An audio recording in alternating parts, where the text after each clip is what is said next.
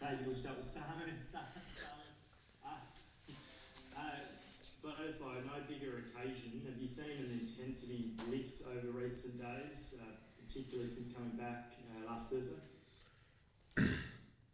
Yeah, obviously we weren't happy with the results, but Eddie being Eddie, I think the intensity was always going to lift leading into the next test matches. But yeah, especially the Bledisloe, I think it's not just because of the Bledisloe, but just as a team, we needed to lift the intensity at training and create some great habits leading into these next two games. But yeah, especially this game in front of our home fans, it'll be the last opportunity we get.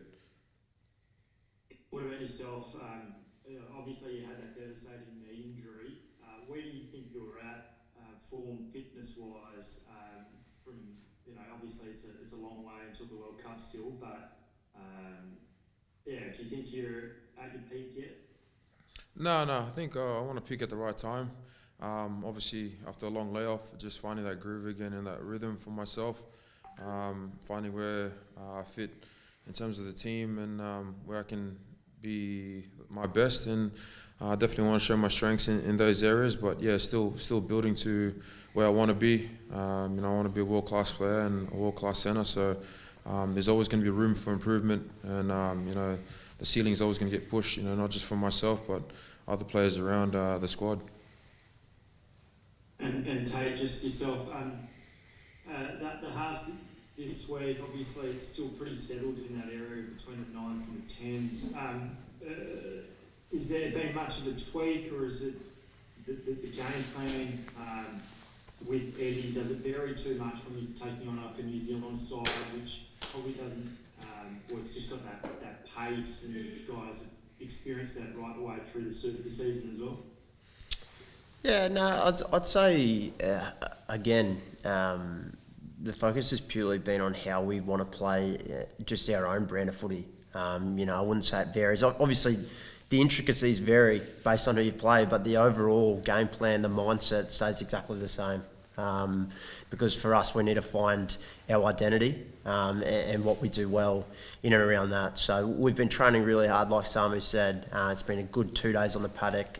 We'll have another one tomorrow, but yeah, I'm really happy with where we're seeing those shifts in the mindset grow. Obviously, there's no Lenny Eakins out playing this week, and I guess we'll find out who's going to be your centre partner. But have you had to put lots of work into kind of developing a new midfield defensive partnership there, and how's that going? Yeah, we've been chopping and changing. Our 12s and 13s is getting different combinations in, so it's been great for our growth. Obviously, Lenny is a great pillar for us in that cornerstone, I guess, defensively, and he's shown it throughout the year. But he gives great opportunities for other guys to step into that space and for that more of that growth that we need, and it's created great competition for that 12 and 13 jumper. Can I just ask you, casting your mind back, I guess kind of before the last World Cup, there was that great win in Perth. You don't want to go too far back, but what are the keys to being successful against the All Blacks? You've done it a couple of times, but what do you guys have to do well? When you look back on the times you have done well to beat the All Blacks. Yeah, I'd say for me, it's just pressure. The moment you relieve the pressure off a team like the All Blacks, you invite guys like Bowden, like Richie, like Damien McKenzie. You invite them straight into the game, and that's exactly what they want. So you give them time to make decisions, they'll make the right decision every time. If you reduce that, and it starts at the tackle contest, it starts at the collisions, you get that side of the game right, and you add in parity at set piece, then it goes a long way to putting you into a position to win. Doesn't guarantee you a win, given the calibre of the team like the All Blacks, but it puts you in a position to get that result. And just in terms of it's been pretty low possession counts for you guys over the first two tests. You've had a look into why that is. It's obviously multifaceted, but can you turn that around for this test? So obviously playing without the ball for that amount of time is really difficult.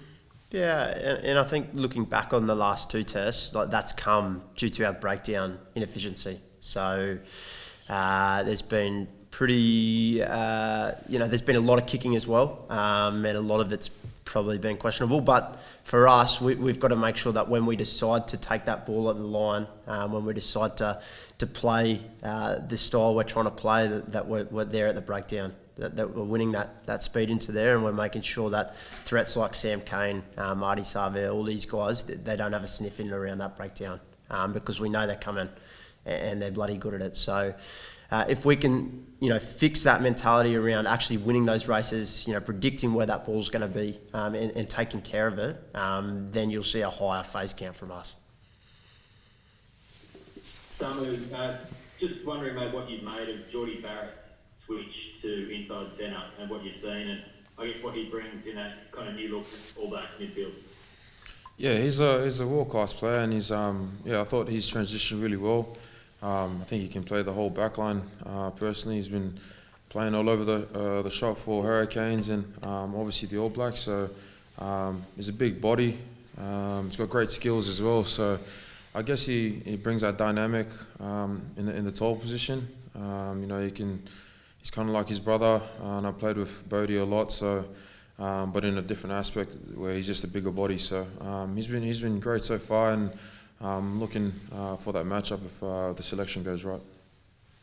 Just in terms of how you play and how you defend, what changes from, say, a bigger body that is a crash ball guy as opposed to like a second playmaker? Yeah, I guess what Tate spoke about before, just the pressure and the time on the ball. But at 12, it's all kind of similar. You got big guys that want the ball early, and then you got guys like him that can shift the ball as well. So just that pressure and the time, we want to lessen that time and put pressure under his skills. He's got great skills, so the more we can pressure him in that space, trying to stop him from getting the ball out wide will be a key factor for us. Anything further online, guys? Happy? Thanks, guys. I'll be on the phone if you need me. Appreciate it. Samu, I might take it a step further with Geordie. His partnership with Rico in the last matches has been pretty formidable. Come up against those two, how highly do you rate them? I guess as a midfield pair, are they the best in the world, or where would you put them? Their combination is working really well for them. It's only been a couple of tests now, but they are definitely up there with the best combinations that I've played against, and it will be. I obviously haven't gone up against them last couple of years, but Rico's made that big shift to 13 as well. He's got some pace on him and great skills as well. So I'm looking forward to the matchup again if selections all get to play this weekend. I'm excited for it. And with Lenny, since the test against Argentina, have you spoken to him or given him any advice? Can you have your injury battles? Any advice to a young guy who's had a good setback? Yeah, I've speak every day with Len, and I think he's got his balance right. He's just had a little baby boy, so that it's kind of he can't carry him at the moment because he's only got one arm. So. But I think that balance is important, but he understands the importance of him getting back on the field. He's got a short window there that he wants to work within, but I think that balance has to switch off this last couple of days, but he's back on it, training hard and working on his rehab. I find the switch off is as important as switching back on.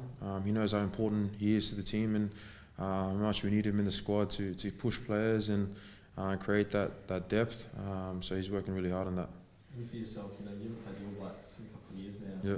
But you want to be a world-class player, world-class team, you said it yourself. Is this, is that the game every year playing the All Blacks and Bledisloe test that you mark in your calendar and you go, look, I want to be part of that? No. For me is an internal drive. I want to be best in the world just for me so that I can contribute the best I can to the team. You look across the board at test matches, they're all tough now. You want to look forward to the World Cup. Each pool has some teams there that you can't take lightly. You can't take anyone lightly. So obviously the All Blacks have been playing some great footy, and I think the rivalry of the Bledisloe is what you look forward to, but Argentina was a big matchup as well as South Africa, so this weekend will be no different. There's importance on every test, but I guess there is that element of the Bledisloe and the rivalry across the ditch, which always excites boys. But for me personally, it's my work on is just every day. That's the real battle. Saturday is one day of the week or one day of the year that I'll play the All Blacks, or 2 games, whatever it is. But that battle every day is probably the biggest thing I look forward to. You talk about the rehab and recovery, and looking to peak at the right time. What do you think that those skills that are just still sort of coming along and you're still trying to fine tune ahead of September, whilst coming back from a long time out? I think it's the combinations in the game and reading of space and awareness around that. Because in rehab you're still practicing your passing, you're still practicing your kicking when you get to that stage. But I think it's combinations with others, finding what they like and what yourself looks like in certain spaces of the game. We work on a lot of transitional stuff in footy, and as a 12, sometimes you're the first receiver, sometimes you're second, and sometimes you're behind the pods. So just finding that rhythm again, finding the different looks that you want defensively, what defence is doing to make the job easier for yourself. Let's take the sort of attacking style of what looking to play. How's that kind of been fine-tuned since that's been an open game against South Africa, and what's been lessons in these opening 2 tests? I think probably there's 2 things, and I mentioned it the other day around we've acknowledged that we're going to make errors, so it's all about how we can clean them up quickly, basically. So particularly up against the All Blacks, you give them loose ball and you don't contest that, you bring in their unstructured style, which they're the best in the world at. So, and then on the flip side, when they do give us ball based off our pressure that we're hopefully going to apply, we've got to make sure we capitalise there as well. So I think the key learnings there, mixed with what I've touched on before around our breakdown, then we can actually see what style of footy and if it's going to play into our hands. So if we can get through a higher phase count, hold on to the little ball a little bit more, see what the defence are doing, see where the space is, whether that's kick or run, then we can get a better view on how our model's going. I guess the MCG, it gets rare that you not only play there, but I don't believe you have a training run on there beforehand with all the AFL going before. Is that correct? Yeah, mate. I couldn't tell you. I think we're going out there tomorrow to view it, but yeah, not entirely sure. But that sort of the potentially playing in front of 75, 80,000, is that just a natural lift that this team can have just going to what's going to be really crucial for the Bledisloe Clash? I mean, those numbers, you're getting close to that in Perth. You're getting close to that at Marvel last year. So I don't think those numbers come into play a part, but definitely been our last Test match in Australia, given what how we performed against Argentina and Sydney last weekend or the weekend before. So I think that's the lift. The drive to play for them. So. It's pretty easy to sit here and say we're going to play for them. We've got to make sure we rock up Saturday night and actually turn it on. Obviously, there's be a new centre, there'll be a new fullback. Eddie said he's still working out his best side or best squad, I guess, ahead of the World Cup. So can we expect more changes? Before the World Cup? No, like Saturday night, do you think from the last team, like just while Eddie's, I guess, Yeah. giving people a chance to prove themselves? Yeah, like our training, the combinations change a lot, so it gives us opportunities to connect with different players, and there's obviously certain combinations that stay similar. So everyone's pushing pretty hard for those positions. For myself at 12, Lars Forgetti's been training really well in that space, so that competitive nature, it only drives the standard of the team. There's definitely movements around the back line there with guys shifting off in the squad and guys coming in. So it'll be interesting to see what the selection will be like. Is there a sense that it might be that you lose your spot, but not because of anything that you've done, but more so that, like you say, it's the last game in Australia, there's only one more test before the World Cup, that you just might want to see something from someone else? Is that a sense amongst the team? No, I think training's been pretty full on in terms of, we work a lot hard on our skill base and the mentality of the game, and that's why the team changes a lot in terms of training, even at training, so that you feel that space where it's not that your position is not safe, it's just you got to put in 100% every time. He wants the competitive nature ingrained in the squad. We're pushing each other to be better and be world class, and so that doesn't really faze us. We trust in the man next to us that whoever gets picked will do the job and we'll support him. And Tate, I guess there were some questions yesterday from some of the journalists talking about like the age, I suppose, at the halves and maybe the pace coming up against a team like the All Blacks, sort of, I guess, so quick over the ball and moving the ball wide and all the rest of it. Is that something that you bring to the side, maybe that your older teammates don't? I mean, if you're referring to Whitey, we're different, based off age, like you said, but also the way he sees the game is a lot more structured, I guess, than the way I play, and that has its advantages. Particularly at test level. I guess where I bring a little bit of variety is just around my running game. So Whitey's obviously still a terrific runner. You saw him do that against Argentina, but that's what I like to pride myself on. So it's difficult, particularly at test level, like you're saying, when the breakdown pressure's there. But I've shown in the years that opportunity is still existent for me, and I'll be looking to do the same. So. It's going to be interesting. I love competing against Whitey. I love competing against Ryan Lonergan as well. We all bring different things to the table. So I guess whatever the team needs come Saturday, we'll see who gets the nod. You missed playing in the Marvel Stadium game last year. Did that kind of sting a bit? I guess this is something you really want to be part of for the last test on home soil before the World Cup. I mean, it stings every time you miss out on a test match. Particularly the squad, they love competing, they love playing for this country, and of course last year, particularly the way it went down, and just how close we came. Close enough's not good enough anymore. So I'm looking forward to this last test match. If I get the opportunity, it's going to be hopefully a night to remember. Tate, you mentioned you like playing unstructured. Your running game, obviously, it's how you make your name. I guess it's super level and test level. But when you're coming up against the All Blacks, back row, Sam Cane, hardest to play you mentioned before. How much harder does that make your job when you're trying to snipe your way through? And does that potentially force you into change how you want to play? Yeah, I guess I probably rephrased that wrong. Phrased it wrong. Sorry. That opportunity I'm looking for, it doesn't mean I'll always take. So when I come up against a back row like that, I've obviously got to be calculated with what I'm doing. I've played these guys at super level. I know just how good they are. I know how they operate. How they break off scrums, all this kind of stuff. So every time I go into a game, I'm thinking of that detail side. They're obviously against the All Blacks. Your margin for error is pretty small. So, I'm looking forward to what's ahead. And obviously, it was a while ago, but missing out on that first Wallaby squad this year. Is that something which still drives you, motivates you, or do you feel like you have an extra point to prove every time you play? Not really, to be honest. I mean, that was a combination of probably a lot of things. My form at the start of the year wasn't great. I had only myself to blame. So, I really respect Eddie for what he's done. He's honest, he's straight to the point, and that's what I like a better coach and a better man. So, mate, it's good to be back in the mix, 100%.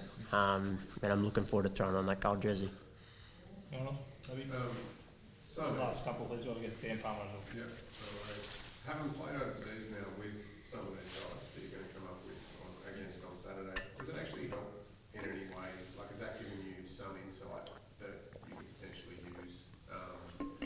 Because prior to that, you would come up against them at super level, and then, but it's very different being a teammate and even spending time off the field with these guys. With the team, like the boys here? With the All Blacks, so you play with them taking offshore opportunities. Yeah. Yeah, I guess, I don't give their secrets away, but like training with Bodie and DMAC, I understand the way they want to play the game. Obviously, when they step into to that black jersey, there's systems they have, but I understand and know what they like, what they dislike. Having great yarns to them just about footy and life, so it's been great for that. But also the advantage of the mentality I take into the game.